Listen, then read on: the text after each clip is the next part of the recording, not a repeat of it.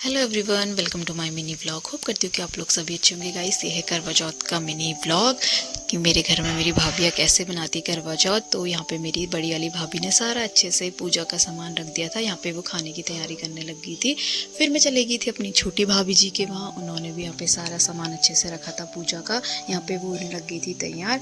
मैंने उनका फटाफट से ड्रैपिंग वगैरह करी साड़ी में। उसके बाद मैंने सुनाई उनको यहाँ पे कथा, और मेरी बड़ी भाभी को कथा सुना रही थी मेरी छोटी वाली बहन।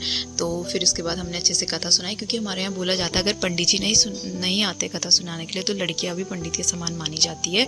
इसलिए हमने उनको कथा सुनाई। उसके बाद मैं चली गई थी अपनी पड़ोस वाली भाभी के वहाँ, क्योंकि मुझे उनका बनाना था हेयर स्टाइल और ड्रैपिंग वगैरह करनी थी। तो ये था उनका सिंपल सा फाइनल लुक। फिर मैं आ गई थी घर आने के बाद, क्योंकि चंदा मामा तो बहुत लेट में आने वाले थे, तो उससे पहले हमारे यहाँ बोला जाता है कि गेरवा लगा के उसमें आटे से डिज़ाइन बनाया जाता है। तो मैंने सिंपल सा फ्लावर बनाया था छोटी भाभी के यहाँ भी, फिर मैं बड़ी भाभी के यहाँ भी मैंने यही सब करा।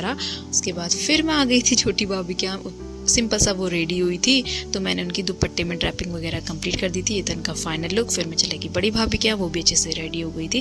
फाइनली चंदा मामा भी आ गए थे, काफ़ी लेट में आए थे। उसके बाद सारी फैमिली एक जगह आ गई थी, क्योंकि छोटी भाभी का था फर्स्ट टाइम करवा चौथ का फास्ट। तो सबसे पहले उनके वहीं अच्छे से सेलिब्रेट कराई सब चीज़ें, पटाखे वगैरह फोड़े। फिर हम सब लोग चले गए थे बड़ी भाभी के यहाँ। उन्होंने भी यहाँ पे अच्छे से अपनी पूजा कंप्लीट करी।